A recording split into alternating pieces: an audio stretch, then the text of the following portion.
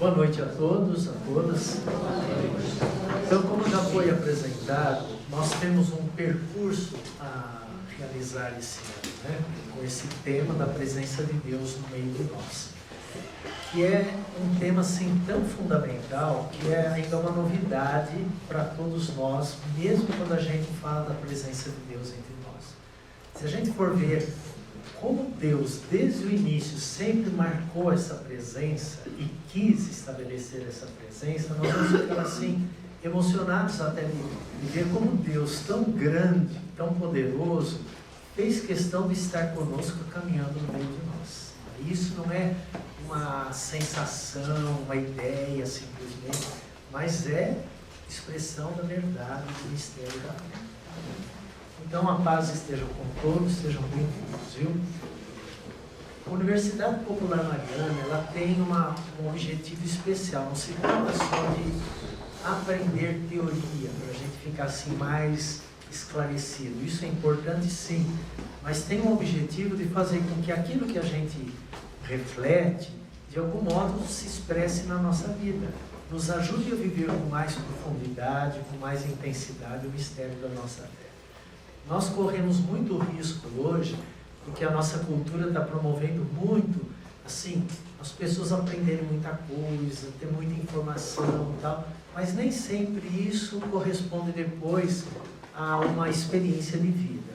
E o objetivo da Universidade Popular Mariana é exatamente isso, por isso que tem o nome Mariana, porque Maria é uma realidade concreta, foi uma mulher que viveu a experiência da fé, e o caminho dela é modelo para todos nós. Se a gente aprofundar assim a experiência de Maria nas suas múltiplas expressões, a gente vai ver lá nossa vida escrita, projetada de algum modo, percebendo nas atitudes de Maria todos os desafios que nós temos a enfrentar também. Então o curso esse ano se chama Ele Vive. O tema é a presença do ressuscitado na comunidade. Mas para chegar à presença do ressuscitado, nós precisamos fazer um percurso na história da salvação. Isso que vai fazer a diferença. Muitos às vezes pegam o fato isolado da ressurreição. Jesus não ressuscitou assim fora de um contexto. Tem toda uma história que foi preparando isso. Foi, de certo modo, vamos dizer assim, exigindo isso. Então, cada tema que vai ser apresentado, ele está interrelacionado. É que nem assim, a gente vai compondo um mosaico. Hoje uma pedra, amanhã, na próxima aula, outra pedra. No final do ano a gente tem uma visão mais completa. Então, a presença de Deus entre os homens. O Antigo Testamento, o texto original, que já foi traduzido, vocês vão receber, da Giovanna Maria Bonino, né? Que foi escrito e montado lá em Monte, o ano passado, em outubro. E é baseado nesse texto que nós vamos apresentar. Agora, eu vou dizer, o texto é muito denso. A minha intenção não é assim repetir só o que ela falou lá, mas dar alguns elementos de compreensão. Depois, quando vocês tiverem o texto na mão, eu espero que aquilo que a gente refletir aqui ajude a ler e entender melhor. Agora, tudo que eu vou apresentar aqui é retirado do texto. Às vezes vocês vão ver, tem muita coisa escrita, mas não é assim, só para dar direção. Depois, quando vocês tiverem o material, aí fica mais adequado. Qualquer dúvida, a gente fica à disposição. Então, vamos ver a introdução. O desejo de Deus habitar entre os homens. Esse é o tema fundamental. Se a gente analisar bem a palavra de Deus nas Escrituras, desde a origem da criação do mundo, narrada no livro do Gênesis, nós vamos ver, Deus nunca pensou em criar o homem e a mulher deixar, agora eu fiz a minha parte e fico assistindo. Não, eu quero caminhar com eles. Desde o início aparece esse desejo e essa atitude de Deus, de caminhar no meio, ou seja, habitar entre nós. Então, habitar entre nós, a presença de Deus, não significa assim que Deus criou o mundo e ficou assim como um assistente da história. Ele quis caminhar conosco. Nós vamos ver textos bíblicos, começando lá no livro do Gênesis, que podem nos impressionar.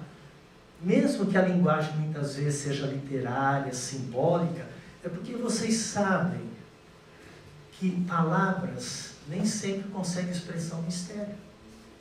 Então a gente tem que criar linguagens simbólicas. Quantas coisas na nossa vida prática a gente faz assim? Às vezes você fica tão encantado, você está tão emocionado com a alegria do casamento, do noivo, da noiva. Não tem palavra para dizer, você fala, nossa, meu coração explodiu. Não explodiu, mas é uma expressão que você usa, né? É um símbolo para dizer, e assim por diante. Então, o tema, o desejo de Deus habitar entre os homens, vai se reforçando ao longo da história da salvação. Deus nunca desistiu disso, eu quero estar com vocês. Apesar de tantas tentativas e tantos aparentes, entre aspas, fracassos, porque o homem dizia, daqui a pouco trocava Deus por ídolos e assim por diante, Deus não desistiu. E foi até chegar, falou assim, eu vou mostrar de uma maneira bem clara como que eu sou e estou no meio de vocês. Aí vem Jesus, a verdadeira face de Deus. Já não é mais símbolo, não é explicado. Então, se a gente pegar Deus com Adão e sua mulher, já Deus caminhava com Adão e Eva no paraíso.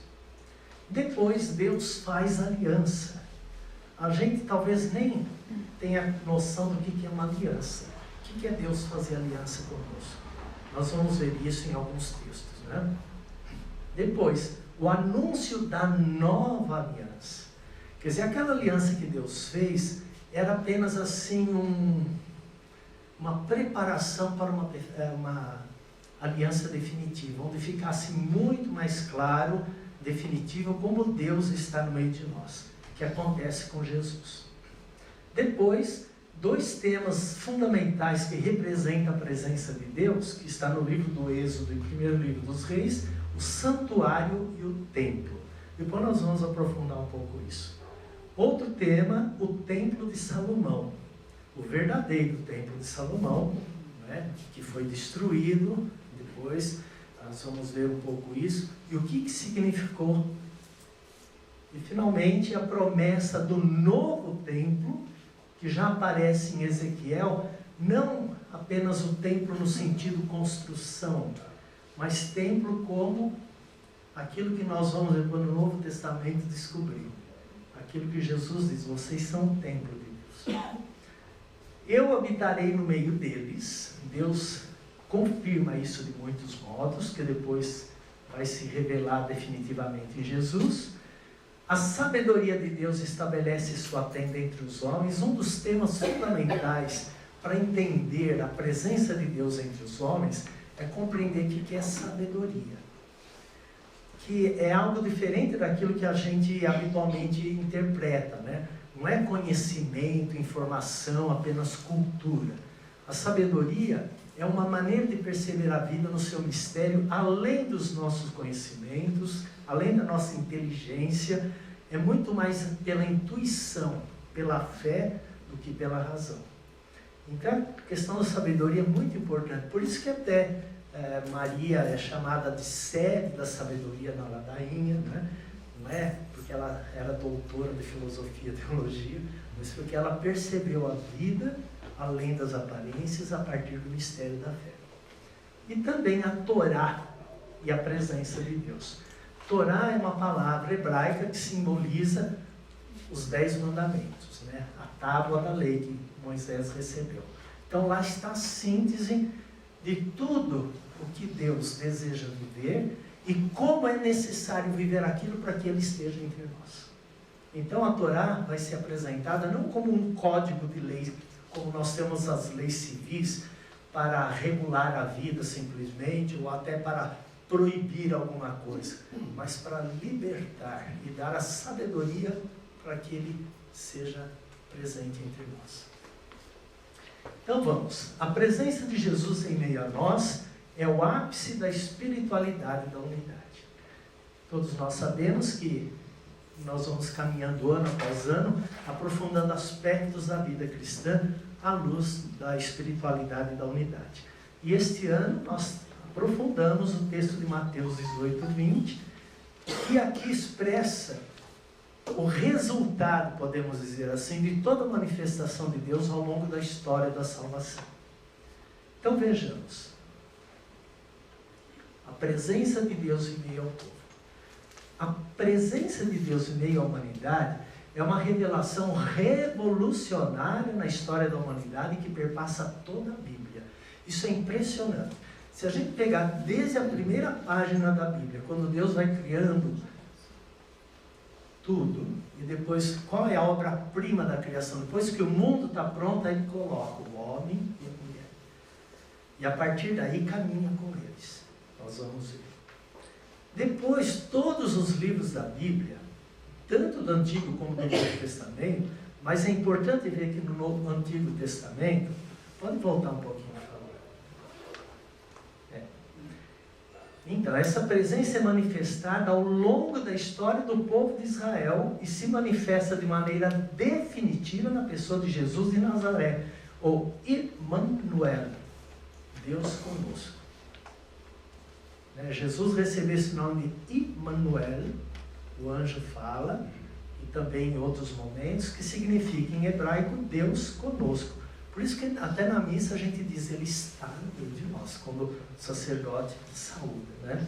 Então é importante lembrar que toda a história do povo de Israel, vamos dizer assim, Deus foi um pedagogo, foi educando o povo para descobrir como Deus estava no meio deles.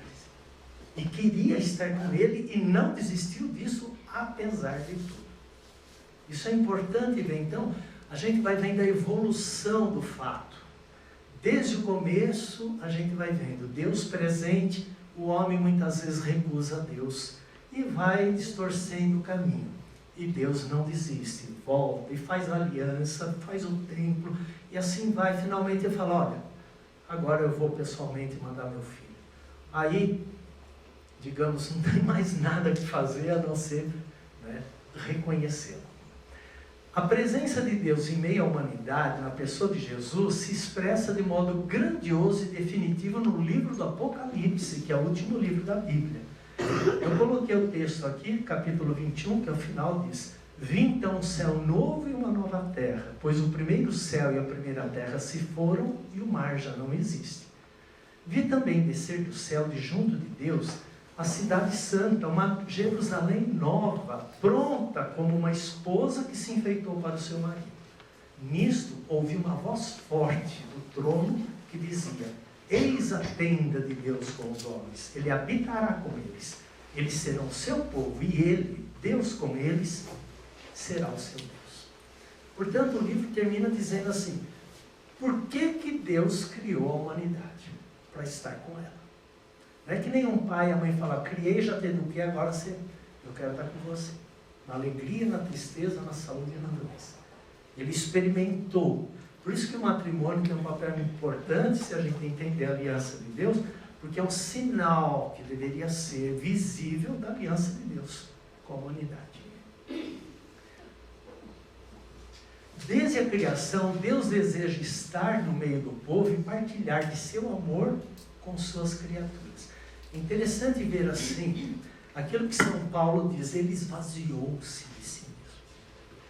Deus nunca, e isso vai fazer uma diferença, o povo pagão imaginava os seus deuses sentados em tronos, cheios de riqueza, de poder, de emoções positivas ou negativas, de acordo com os agrados e desagrados. Tanto que o povo judeu no começo também pensava, Deus está com raiva, Deus está castigando, Deus está... Isso. Eles projetavam ainda uma imagem pagã de Deus. Foi difícil eles limparem essa imagem negativa que eles tinham da linguagem pagã. Por isso que tiveram dificuldade de fazer a mudança, de perceber, não um Deus sentado no trono poderoso, mas um Deus que caminha com a gente. Seria impossível imaginar como Deus Todo-Poderoso aqui no meio de nós. No meio de nós. Isso pode parecer que não. É uma revolução tamanha que até hoje, para nós cristãos, e para todos aqueles que ainda têm uma experiência de Deus, é uma descoberta a ser feita. Muito mais profunda do que possamos imaginar. 2 símbolos e sinais dessa presença de Deus se manifestam em meio ao povo. Então, 2 sinais. Pode passar. Santuário itinerante, que acompanha o povo de Israel durante a peregrinação do deserto. Então, se vocês pegarem sobretudo o livro do Êxodo, à medida que o povo ia caminhando no deserto, Deus revelou, isso a gente vê sobretudo no livro do Êxodo, Deus revelou assim, olha, faça uma tenda, e lá na tenda eu estarei no meio de vocês. Então o povo caminhava e tinha aquela tenda, que já era um sinal para poder assim devagarzinho. A gente sabe que muitas vezes a gente fala do mistério, precisa ter sinais visíveis e sensíveis. Por isso que Jesus, para a gente deixar a Eucaristia, é uma coisa, está lá na mão, para você ver, pegar, sentir. Então a tenda era um espaço, digamos, reservado, sagrado, para poder Deus começar assim, ajudar o povo a falar, então quando você chegar aqui, não perca a chance, Deus está aqui te esperando. Era um método educativo do caminho da fé.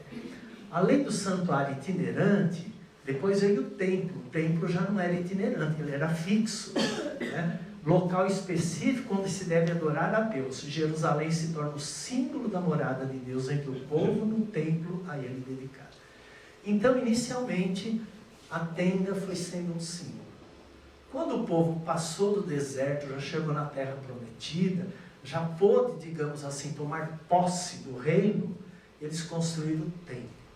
Um símbolo que Jesus também utilizou muitas vezes, mas não vou adiantar porque já é tema de uma outra aula. Mas lembrar assim, o templo foi um sinal e continua sendo um sinal muito sensível, visível da presença de Deus. Era um sinal para o pessoal falar assim, ó, quando eu vejo o templo, não se esqueça, Deus está no meio de nós. Ele tem uma casa onde Ele recebe a gente. Era uma forma assim de educar o povo para ir se preparando para depois entender que o templo também era apenas um símbolo. Que Deus não ia se restringir a morar no templo. Mas que depois Jesus diz, vocês são os templos vivos. Olha que interessante. Está dando para acompanhar? Sim. Vamos lá. O desejo de Deus habitar entre os homens. Deus manifesta de maneira clara e permanente o desejo de viver entre os homens, criaturas, imagem e semelhança dele. Por favor, volte. Deus revela a Moisés seu nome, isto é, revela-se, dá-se a conhecer pessoalmente. Uma coisa que é importante, para nós o nome, na nossa cultura, é um denominativo. Assim, eu dou nome para as coisas, dou nome para as pessoas. Porém, na cultura bíblica, judaica, o nome revela a pessoa. Quando eu digo meu nome, eu estou me entregando, eu estou me revelando, eu estou me doando. Não é simplesmente dizendo um título. Não é? Por isso que quando Moisés vai falar com Deus, fala assim, mas o faraó quer falar, que nome que eu vou dar para... Né? Ele quer saber que Deus que está mandando falar. Deus não deu nome. Ele falou um nome que não se pronuncia, não sei se vocês sabem, não pode ser pronunciado. Isso até é decreto da igreja. A gente lê e está escrito aqui, essas 4 letras aqui. Né? Que a gente substitui por Adonai, por El Shaddai ou por Senhor. Porque pronunciar o nome de Deus é como se assim, eu me apropriar de Deus. É como se eu me utilizasse de Deus.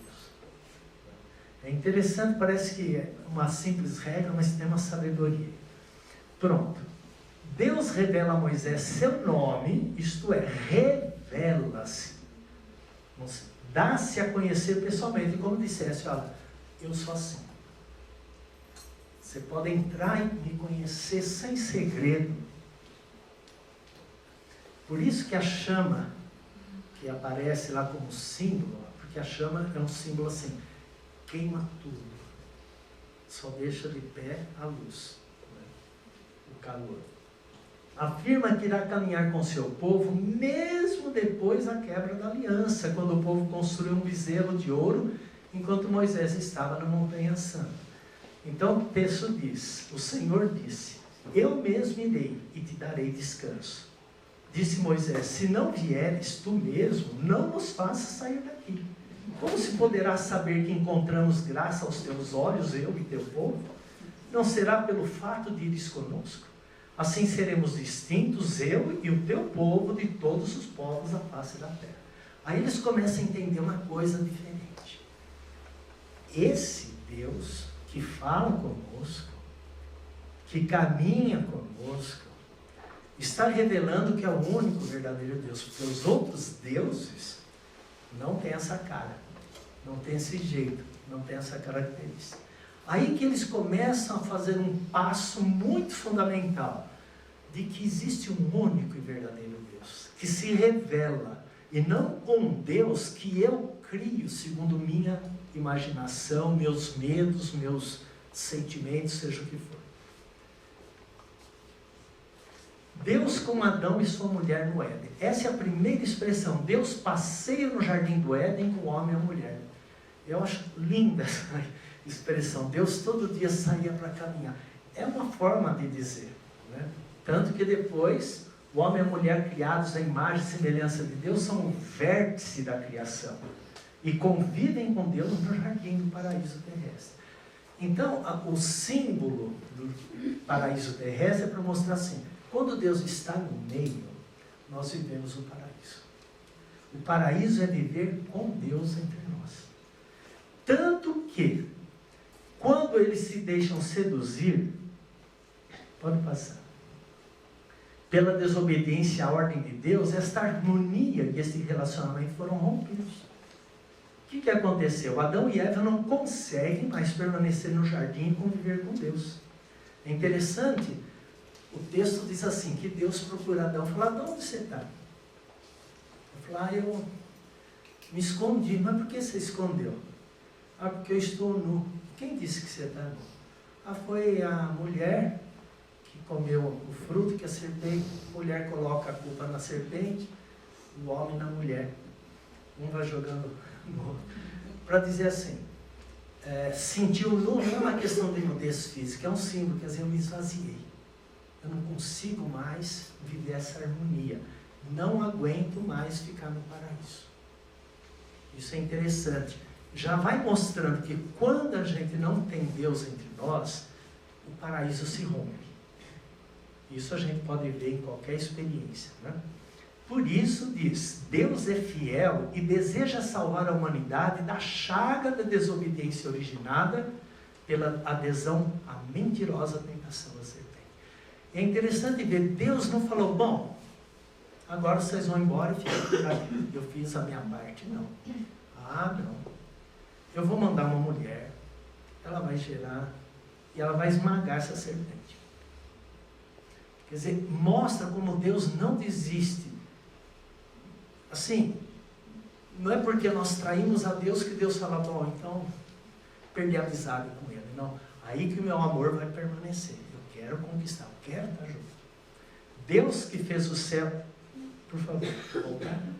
Deus que fez o céu e a terra permanece fiel para sempre, diz o Salmo 146, versículo 6. Outro ponto da presença de Deus. Então, o primeiro foi o Jardim do Éden. Brevemente, para entender que desde o início Deus quis estar conosco. Depois, na aliança. Aliança primeiro com Noé. A aliança da criação é renovada e assumida com Noé. Após o dilúvio, Deus assume novamente a aliança com Noé e seus filhos. A história de Noé também é um momento, vocês sabem muito bem, né? Que a família de Noé permaneceu fiel, apesar da humanidade toda estar corrompida, até zombando da família de Noé, que permanecia fiel a Deus. E Deus permanece com ele. 8 vezes a palavra berit, que significa aliança em hebraico, é utilizada como expressão da aliança eterna e definitiva de Deus com a humanidade. O que é aliança? Aliança é assim, vamos fazer uma comparação. Eu misturo café com leite, já não é nem café nem leite, um se funde no outro. Quando eu não tomo café e tomo leite. Eu tomo café com leite. Um misturou com o outro. A aliança que Deus faz é isso. Eu quero estar com vocês e vocês comigo, nos fazer um. Que depois Jesus no Novo Testamento, Pai, que todos sejam um. Isso é fundamental. Então, Berit significa aliança. Essa palavra aliança tem um forte significado. Tanto que Jesus, na última ceia, usa essa palavra para poder realizar a ceia. Outra aliança que Deus faz é com Abrão. Lembra que Abrão era o nome dele, depois mudou para Abraão. Né? Deus toma a iniciativa. No Monte Horebe, com Abrão, Deus sanciona a promessa divina da terra e da descendência. Através de Abrão, Deus abençoa e assume a humanidade como sua família. Isso que é belo. Com Abrão começa uma nova etapa da história da salvação. Aí começa a formação do povo de Israel, ou seja, do povo de Deus. Através da aliança com Abrão, Deus usa de Abrão, vamos dizer assim, como símbolo, a partir de você, todas as gerações, todos os seus filhos. Por isso que José era filho de Abrão. Então, para constatar que fazia parte dessa história.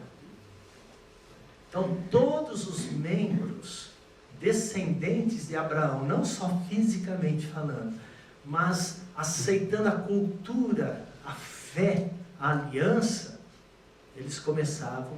Isso foi um caminho difícil, porque no começo havia uma distinção entre pagãos e judeus, né? Até entender que um judeu, que um pagão pudesse também entrar na aliança não foi fácil. Nós vamos ver muitos distúrbios nisso. Mas na aliança com Abrão já existia esse desejo de Deus, ele ser instrumento para irradiar o mundo. Essa é a dimensão católica, ou seja, universal da fé. Outro ponto, aliança com Moisés. Então vejam, Noé, Abrão e Moisés. Deus liberta o povo da escravidão do Egito e o conduz ao pé de uma alta montanha, onde confirma a aliança através dos mandamentos. Todo o povo de Israel, pessoal e conjuntamente, se propõe a caminhar com Deus seguindo sua palavra. Pequenos erros, mas tornar-vos-ei por meu povo e serei o vosso Deus. E vós sabereis, eu sou o vosso Deus.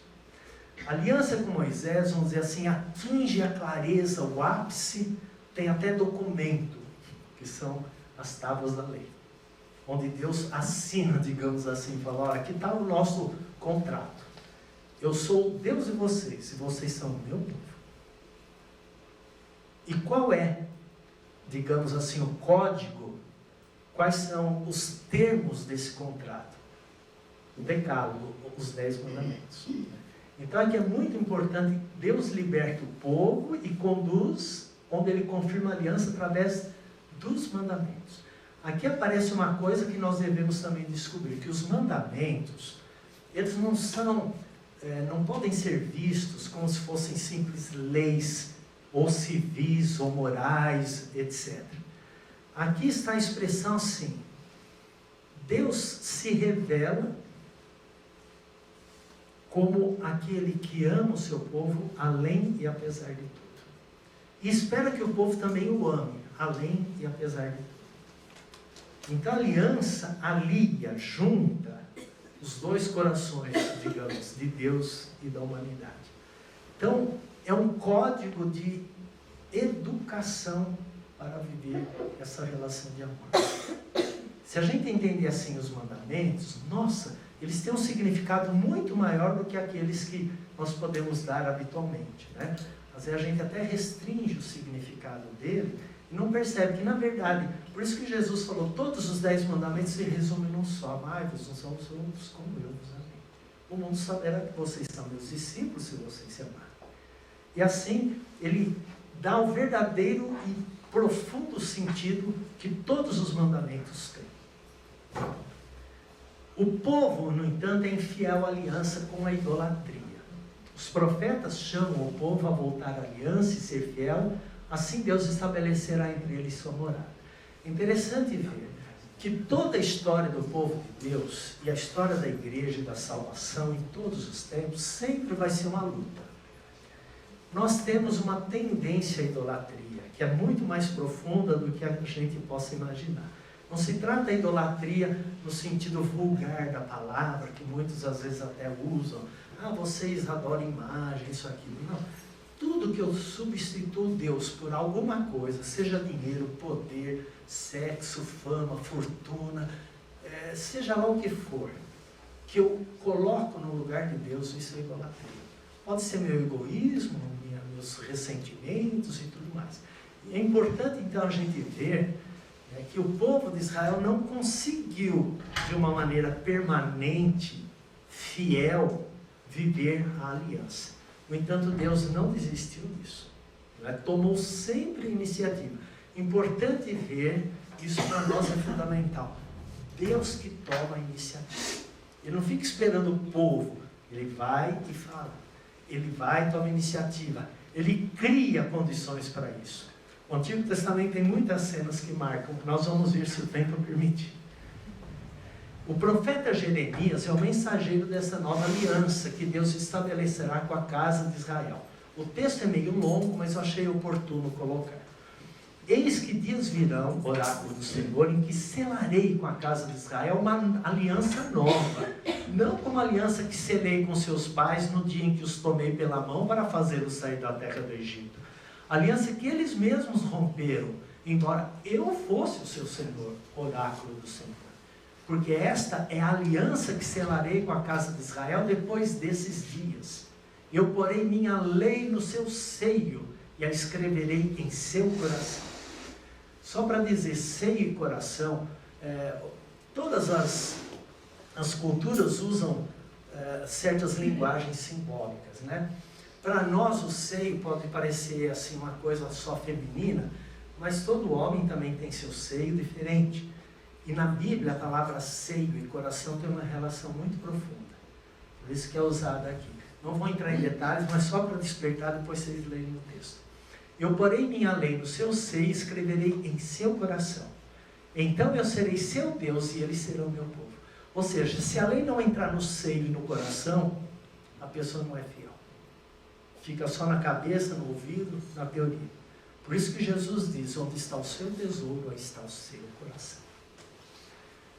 Eles não terão mais que instruir seu próximo ou seu irmão, dizendo, conhecei ao Senhor, porque todos me conhecerão, dos menores aos maiores, porque eu vou perdoar sua culpa e não me lembrarei mais de seu pecado. Extraordinário. Para mostrar, Deus fala assim, eu quero estar no meio de vocês. Vocês podem me chutar, me mandar para fora, me trair, eu não desisto, eu caminho com vocês. No livro de Ezequiel, profeta do período do exílio, vocês sabem o que é o exílio? O povo conquistou a terra prometida, depois eles tiveram que ser arrastados para fora por invasões dos babilônicos e tantos outros, e assim por diante, né? Mesmo naquele período, né, Deus anuncia uma aliança eterna, aliança de paz, que estabelecerá com o povo através de um bom pastor. Aí começa a aparecer a imagem do pastor, simbolizada em Davi, que era pastor mesmo, né? Cuidava do rebanho, mas fez aquele trabalho de cuidar do rebanho uma linguagem simbólica. Assim como o pastor cuida do rebanho, eu vou ser o pastor, e vocês meu rebanho. Porque o pastor tinha assim uma identidade muito característica, era símbolo de pessoa assim, cuidadosa, que para salvar uma ovelha ele arriscava a própria vida. Então, através daquele símbolo, Deus usou para poder assim mostrar a sua própria ação no meio do povo.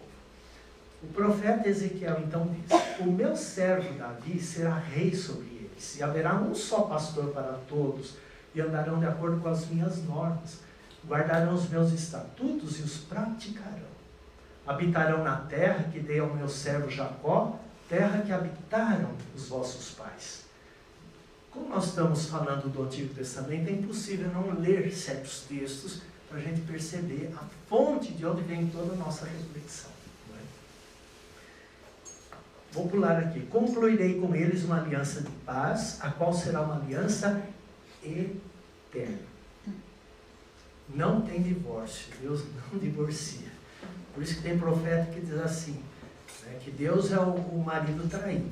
O povo representa a esposa, infiel, trai, mas Deus continua sendo fiel. Assim, a minha habitação estará no meio deles. Eu serei o seu Deus e eles serão o meu povo. Saberão as nações que eu sou o Senhor, aquele que santifica Israel, quando o meu santuário estiver no meio deles, para sempre. Aqui, como se trata de um profeta, já está, a igreja vê hoje, e Jesus faz referência a isso, lá já estava preparando a vinda de Jesus. Aqui já começa a haver sinais de um templo, de um pastor, de uma aliança definitiva, que não será mais simbólica, mas será real, concreta, visível, palpável. Aí, a questão do santuário e o templo, outro sim. Em todas as religiões, o templo é um lugar sagrado onde a divindade comunica-se com os homens. No templo se oferece culto. Isso é básico, não tem religião nesse mundo que não tem algum tipo de templo, né? Seja de um jeito ou de outro. Esse simbolismo também se encontra no Antigo Testamento, onde o santuário e depois o templo são sinais da presença de Deus no meio dos homens. Aí já vem uma novidade em relação aos outros. O templo não é só um lugar de culto, mas lá você encontra Deus. Veja que isso nós temos hoje, quando vamos à igreja, temos lá Jesus na Eucaristia. Mas não vamos lá assim, uma casa simplesmente. Tem gente morando lá. E ninguém mais do que o próprio Deus. Então isso é fundamental para ver já a profecia. Deus quer estabelecer a sua morada no meio dos homens, expressão máxima do seu amor. Expressão máxima do seu amor. Olha, vão preparando isso para depois, quando chegar no Novo Testamento, vocês vão ver, nossa, como que Deus foi fazendo até chegar aqui. A gente vai, digamos, completando os capítulos desse livro, dessa novela, entre aspas, né, para chegar depois à sua finalidade. Vamos ver um pouco o significado do santuário. Na época patriarcal, os israelitas não possuíam um templo, mas somente lugares sagrados onde invocavam o seu único Deus. No final do livro do Êxodo, há um relato de que Deus fala a Moisés para construir a morada, a tenda de reunião. Ali a glória do Senhor habitará em meio às 12 tribos de Israel na sua peregrinação no deserto até a terra prometida. Então já aparece um sinal. Não existia o templo, né? Mas existia sim a tenda, um lugar sagrado, onde Deus, digamos, fazia assim, como a gente quando vai à missa, aquele lugar que é reservado para aquele momento de encontro com Deus. Tendo recebido as instruções de Deus, Moisés desce do monte e com as pessoas escolhidas constrói a morada santuário. Dentro do santuário, no Santo dos Santos, foi colocada a Arca da Aliança, uma caixa de madeira de acácia, transportável, recoberta de ouro, que continha as tábuas da lei de Moisés, o vaso com o maná e o bastão de Arão. O último capítulo do livro do Êxodo descreve a morada que Moisés edificou sobre as ordens de Deus. Então é importante ver, quando ele desce, fala, agora nós vamos construir um lugar para Deus. Pegar as tábuas, que depois ele já tinha reescrito após aquela decepção que ele teve de ver Deus sendo trocado por um bezerro de ouro, reescreve, coloca na Arca da Aliança, que ela é feita de acácia, coberta de ouro. Então eles carregavam. Então aí ficou um sinal muito concreto. Onde está a arca, ela tem que estar protegida, num lugar sagrado, e quem vai lá, por isso que é chamado Santo dos Santos. Assim, vamos comparar um pouco, né? Nas igrejas orientais, sobretudo no rito maronita, no rito melquita ortodoxo, tem assim, o cenário do público, que nem como vocês estão sentados. Depois tem o altar, e atrás do altar tem 3 ângulos, assim como uma cortina, onde só o sacerdote pode entrar lá. E era assim que tinha no templo de Jerusalém. Naquele lugar só o sacerdote. Lembra que Joaquim, pai de João Batista, esposa de Isabel, ele entrou lá para oferecer incenso? ele teve a visão do anjo, que falou que ele ia ser pai e assim por diante, né? Então o templo tinha esse lugar santo dos santos, foi lá colocada a Arca da Aliança. Então, podemos passar. O texto diz: a nuvem cobriu a tenda da reunião e a glória do Senhor encheu a habitação. Moisés não pôde entrar na tenda da reunião porque a nuvem permanecia sobre ela e a glória do Senhor enchia a habitação. Em todas as etapas, quando a nuvem se levantava por cima da habitação, os filhos de Israel punham-se em marcha.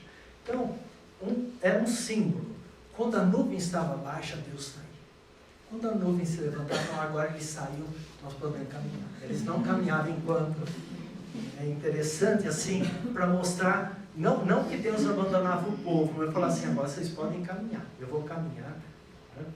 Pois de dia a nuvem ficava sobre a habitação, e de noite havia dentro dela um fogo aos olhos de toda a casa de Israel durante todas as etapas.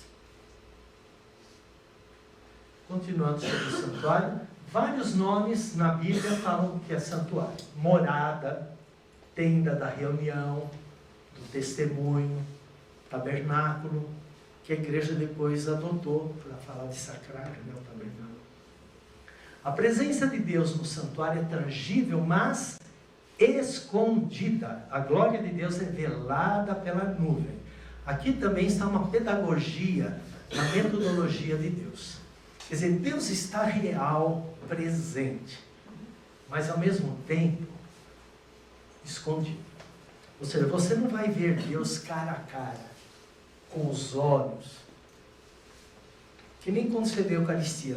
Você vê pela fé, pela certeza da palavra que Ele anuncia, pela fidelidade de Deus ao seu povo. Deus não fala mentira, o que Ele fala está falado, e vale para sempre.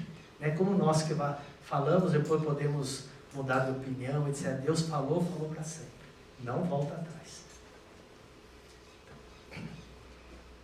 O santuário nas peregrinações, durante os 40 anos de permanência no deserto, ocupava sempre uma posição central, quando o grupo acampava ou quando reiniciava a caminhada. É interessante ver, quando o povo chegava no deserto para caminhar, tinha um lugar bem no centro, todo mundo circulava. Na hora de caminhar, não é que a tenda ia atrás, ia no meio, todo o povo em volta, louvando e cantando. O povo judeu é muito cantor, né? Muito musical, muito alegre, assim, né? Na expressão. O santuário nas peregrinações, portanto, o autor da carta aos Hebreus comparava o santuário do deserto a Cristo, o novo santuário. E diz: Cristo não entrou num santuário feito por mãos humanas, réplica do verdadeiro, e sim no próprio céu. Entrou uma vez por todas no santuário, com letra maiúscula, como sumo sacerdote de um novo povo. Então ele mostra que tudo que veio antes de Cristo tinha um significado, mas só chegou à plenitude do significado em Cristo. Portanto, Cristo agora não habita mais simplesmente uma casa feita por mãos humanas. Habita no santuário. Por exemplo, quando nós recebemos a Eucaristia, cada um de nós é um santuário vivo. Ele está morando dentro de nós. Não é mais uma tenda. É um santuário, não feito de pedras, mas da vida humana. Outro símbolo, o templo. Está dando para acompanhar? Sim. Não estão cansados? Eu sei que é muita matéria para uma aula, viu? Mas é o material que vem. No tempo do rei Salomão, a convicção de que Deus mora no meio do seu povo, no santuário, foi retomada. No primeiro livro dos reis, Salomão constrói o templo, transfere a Arca da Aliança, que se torna o centro do templo.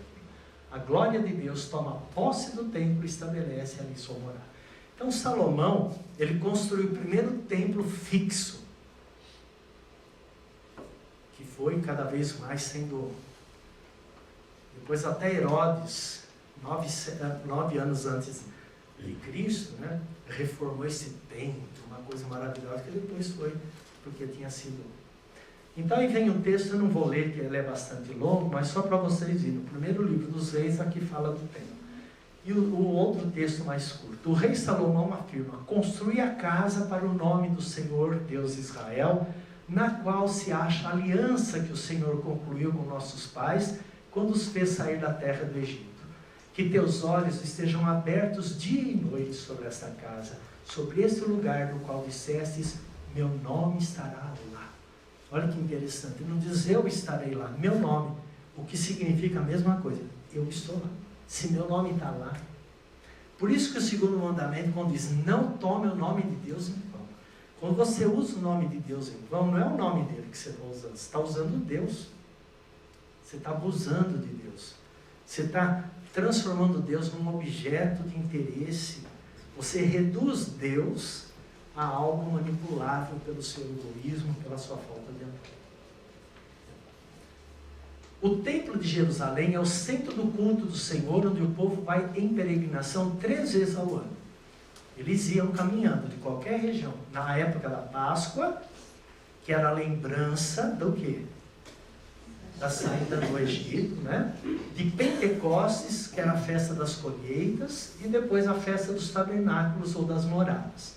E Salomão afirma, os céus dos céus não te podem conter, muito menos essa casa que eu construí. Quer dizer, eles vão percebendo aos poucos que uma casa humana não é, digamos assim, suficiente para um Deus tão grande e amoroso. O templo é a morada que o Senhor escolheu para manifestar sua presença.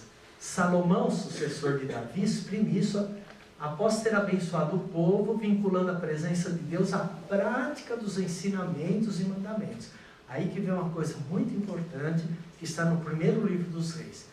Que o Senhor nosso Deus esteja conosco, como esteve com nossos pais. Que não nos abandone nem nos rejeite. Incline para Ele os nossos corações, a fim de que andemos em todos os seus caminhos e guardemos os mandamentos, os estatutos e as normas que Ele prescreveu a nossos pais. Então aí aparece uma exigência fundamental. Você quer entrar no templo de maneira digna, e não só entrar e sair para cumprir uma regra, uma lei, e você quer se tornar cada vez mais um templo vivo de Deus, Deus caminhando com você, observe seus mandamentos, cumpra suas regras, suas leis. Então começa a mostrar a necessidade de que para Deus estar, você perceber e dar condições para Ele estar no meio, é preciso viver, fazer a vontade dEle. Em outras palavras, cumprindo seus mandamentos. O Salmo 46 testemunha a fé na presença de Deus no meio do povo. Há um rio cujos braços alegram a cidade de Deus, santificando as moradas do Altíssimo. Deus está em seu meio, ela é inabalável. Deus a socorre ao romper da manhã, o Senhor dos exércitos está conosco, nossa fortaleza é o Deus de Jacó. Muito belo. Para entrar no templo, a casa do Senhor, era necessário uma vida reta, conforme os mandamentos de Deus. O culto a Deus está estritamente vinculado à vida. Isso vai se fortalecendo cada vez mais. Não basta fazer o culto, é preciso viver os mandamentos. O melhor culto que você pode oferecer a Deus é praticar os mandamentos. À medida que você pratica o mandamento, você está cultuando a Deus. E fazendo dessa experiência um encontro real com Ele. Você está deixando Ele caminhar com você. Se não viver o mandamento, é que nem você falar, sai de perto. Que nem um amigo, liga, vai longe, não quero conversa com você. O culto vazio e superficial pode destruir o templo. Assim denunciam os profetas, particularmente Jeremias. Ezequiel vê a glória do Senhor abandonada por meio do templo. Então, sempre houve esse conflito. Isso percorre a história da humanidade, entre aquilo que a gente crê, aquilo que a gente vive, a relação entre uma coisa e outra, sempre é um desafio.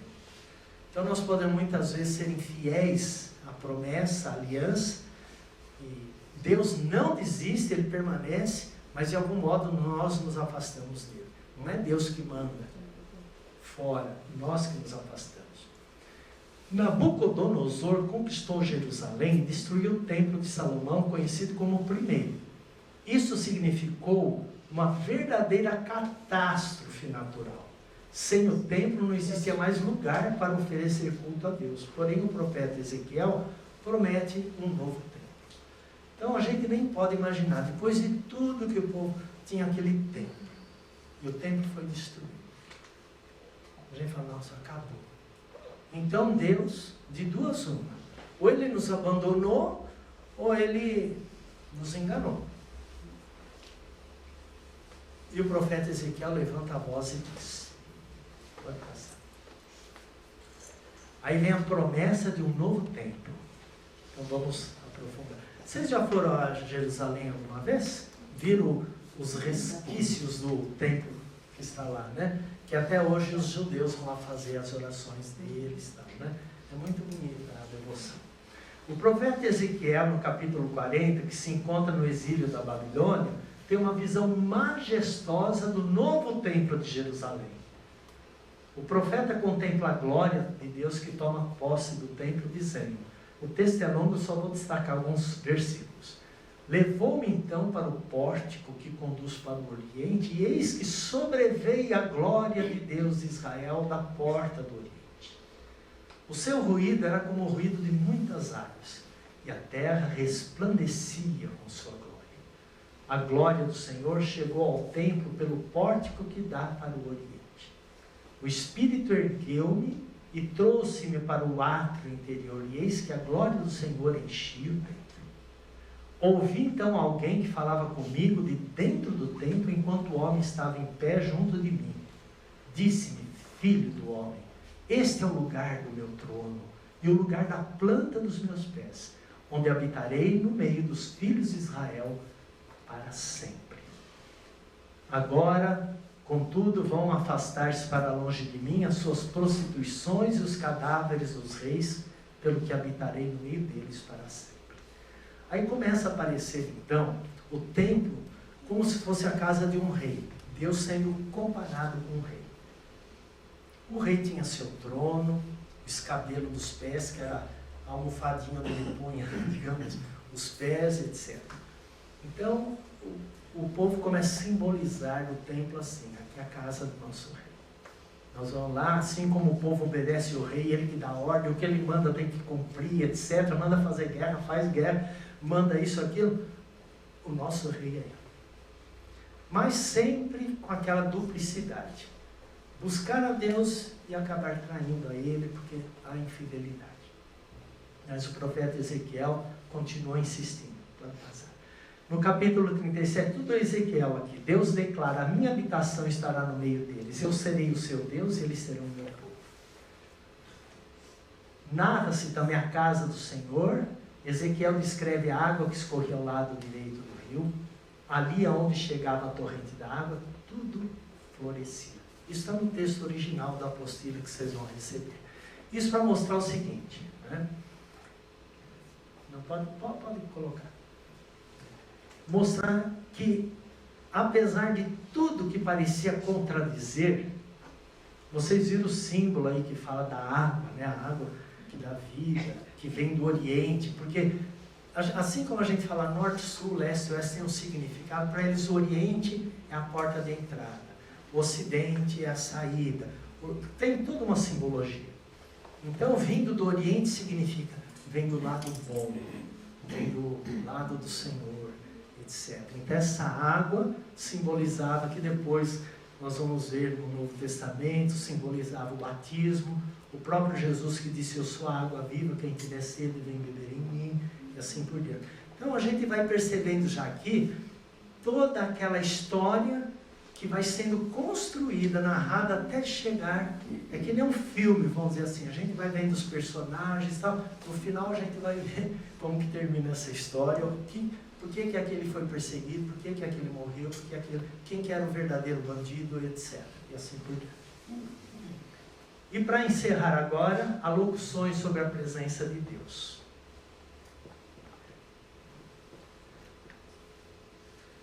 Brevemente aqui. O que é alocuções? Significa assim, são expressões que marcam, que representam, que significam a presença de Deus. Habitar no meio deles. Isso aparece várias vezes no livro do Êxodo, sobretudo. Faze-me um santuário para que eu possa habitar no meio deles. Então, toda vez que a gente lê qualquer texto, nos Salmos também aparece muito. habitar no meio deles, eu habitarei. Isso é um sinal de que Deus estava no meio do povo, caminhava com o povo, queria que o povo acreditasse e descobrisse isso. Outro, habitarei no meio dos filhos de Israel. Outra expressão que tem o mesmo significado. Ali virei me encontrar com os filhos de Israel. Habitarei no meio dos filhos de Israel e serei o seu Deus. Isso então para mostrar quantos, textos, os dois são do livro do Êxodo, né, que falam da presença de Deus no meio do povo. Deus dirige-se a Salomão durante a construção do templo. A palavra do Senhor foi dirigida: quanto a esta casa que estás construindo, se procederes segundo os meus estatutos, observarem minhas normas, seguires fielmente os meus mandamentos, eu cumprirei em teu favor a minha palavra que dei a teu pai Davi, e habitarei no meio dos filhos de Israel. A habitação de Deus em meio aos israelitas mostra-se mais vinculada ao seguimento do seu caminho do que a edificação do templo. Então, devagarzinho, Deus vai mostrando que é muito mais importante seguir a palavra dele, os mandamentos dele, do que simplesmente construir um templo. Ele estará presente no meio do povo, não só no templo. Aí que depois vai dando a lição que Jesus vai mostrar: estarei no meio de nós. Jesus entre nós. Outra expressão: eu vos farei habitar neste lugar. O templo e o culto terão sentido se viverem na aliança com Deus. Com uma dura crítica, o profeta Jeremias confirma essa realidade. Então Jeremias, ele pegou um tempo difícil, o povo de Israel estava assim: sou católico não praticante, vamos dizer, né? Então fazia aquelas traições assim. Então o profeta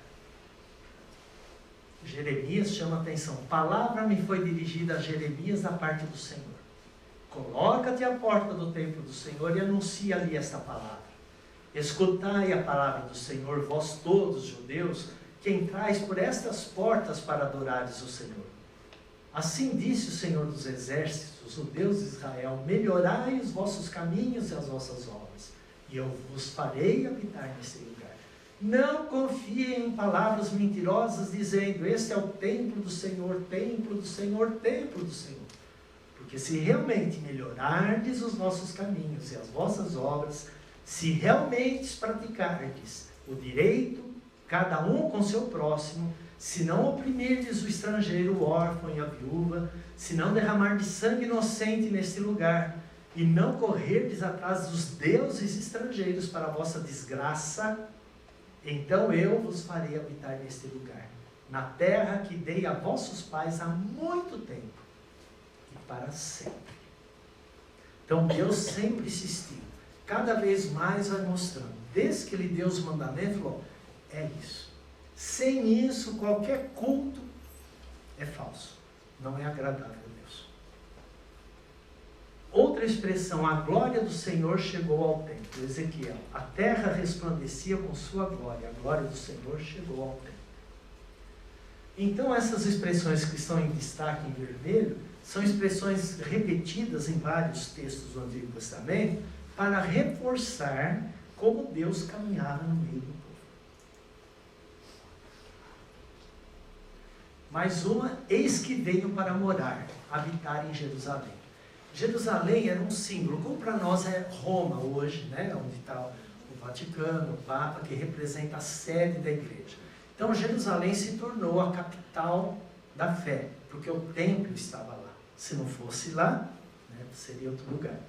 Nos 8 primeiros capítulos do profeta Zacarias, anuncia-se um futuro de salvação para o povo.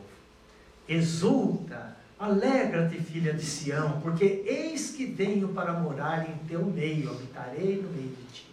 Aí começa a aparecer uma novidade. Deus falando algo diferente, de morar, mas com algo que fazia diferença em relação ao que ele já tinha dito. Estava mais claro agora.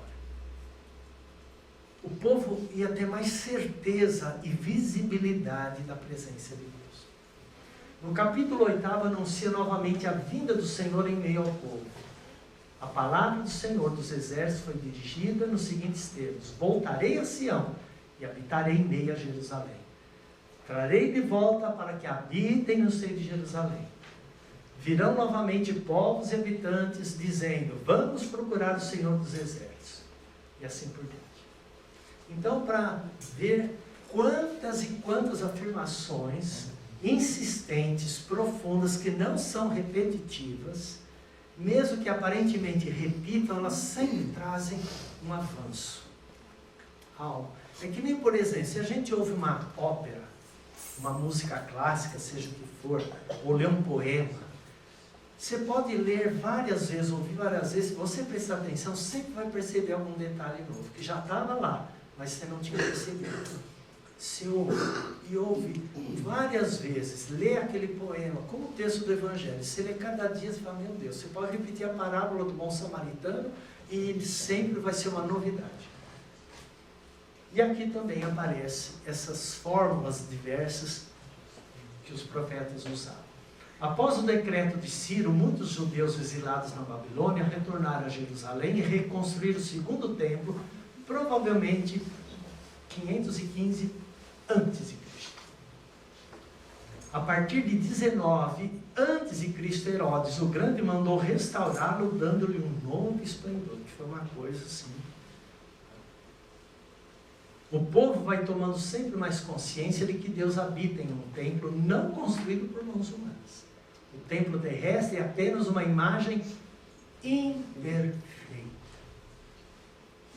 Diz Salomão, mandaste-me construir um templo em teu santo monte e um altar na cidade onde fixaste a tua tenda.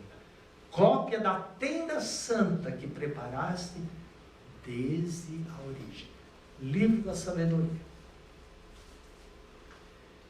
E concluindo, a sabedoria de Deus estabelece a sua tenda. Temos quanto tempo ainda? Acho que já esgotou, né? Faltam 10 minutos. 10, tá bom. Olha, eu não vou explicar muito, só vou praticamente então ler, senão não dá tempo, tá bom? Vamos lá. É muita coisa para pouco tempo. Isso daqui daria umas 10 aulas, viu? Os livros sapienciais, como o livro dos Provérbios, Eclesiásticos, Sabedoria, apresentam a sabedoria de Deus. Alguns trechos foram interpretados pelos evangelistas à luz da vida de Jesus de Nazaré, reconhecendo nele a sabedoria de Deus. O livro da sabedoria mostra a Sofia. Sofia em grego significa sabedoria. A sabedoria de Deus que cria o mundo. A sabedoria é reflexo da luz de Deus, a autora da criação.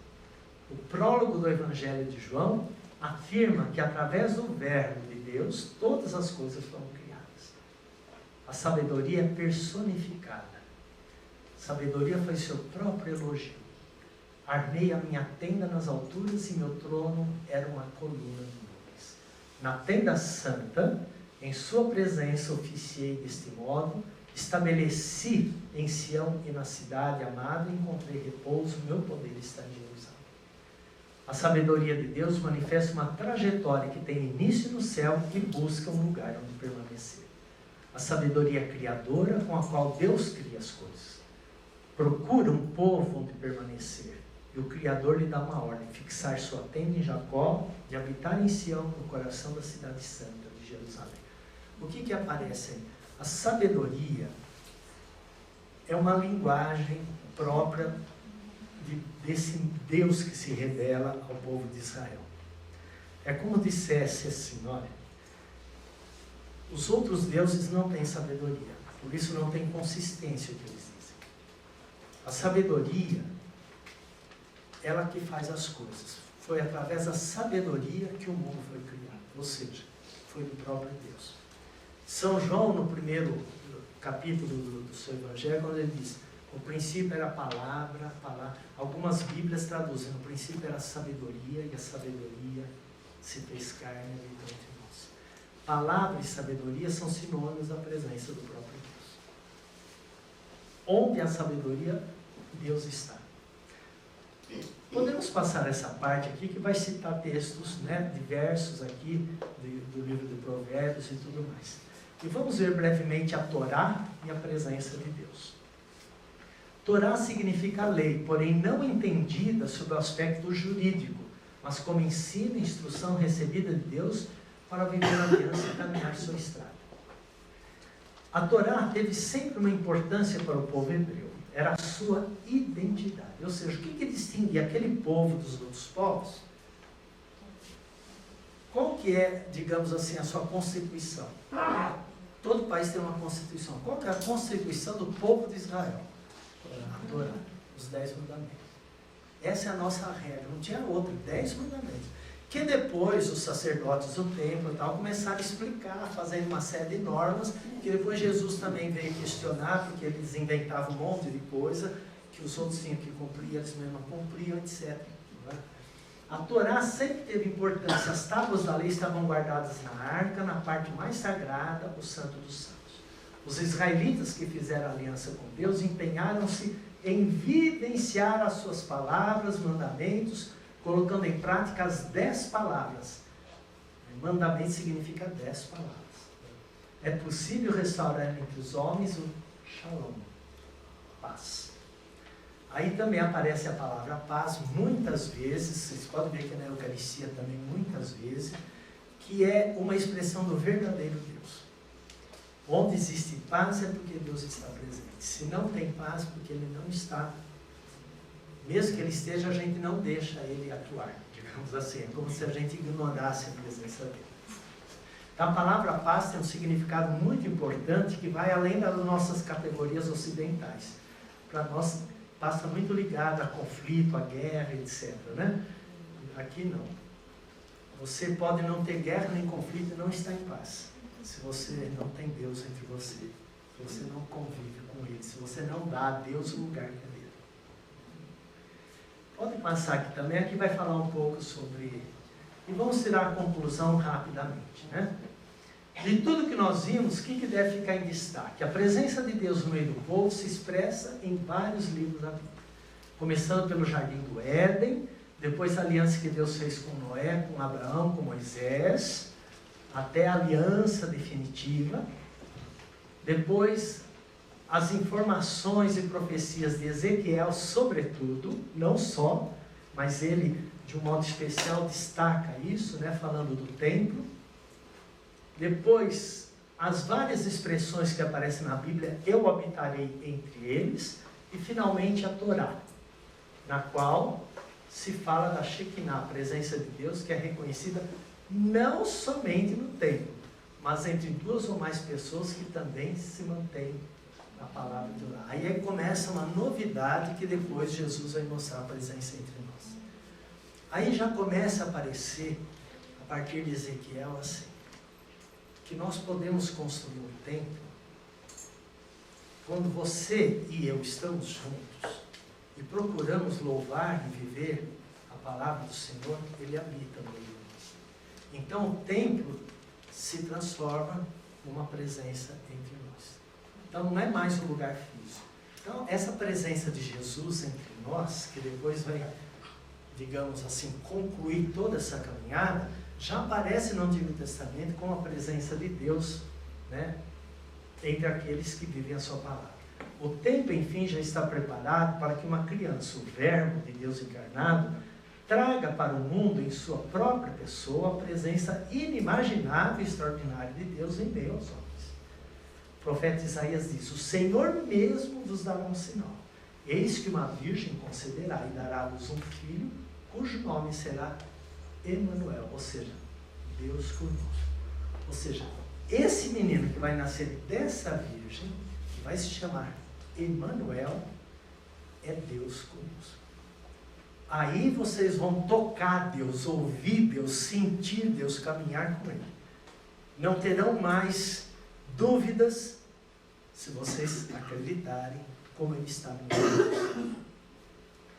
Agora, para terminar, fica aqui uma sugestão, como foi apresentada no início, né? No próximo encontro, a gente gostaria de, antes de começar o próximo tema, vai ter um momento de reflexão. Que cada um de vocês estudasse durante o mês, né? E trouxesse assim, para conversar depois, essas duas questões. Destaque qual o tema apresentado e quais seus aspectos fundamentais. Reflita um pouco sobre isso. Qual foi o assunto de hoje? E quais os aspectos importantes? É importante para a gente não só ouvir, mas a gente guardar no coração. Apresente as atitudes que o tema leva a viver. O que isso implica na nossa vida? É só informação? Ou isso pode desenvolver em nós uma atitude? O que vocês acham? Então, no próximo encontro, não é isso, Zeli? Então, antes de começar o tema, nós vamos ter uns 15 minutos de grupo para poder refletir sobre isso. Essas duas questões. Todos os encontros vão terminar com essas duas questões, para que a gente guarde a informação e ao mesmo tempo expresse o que essa informação pode levar a viver.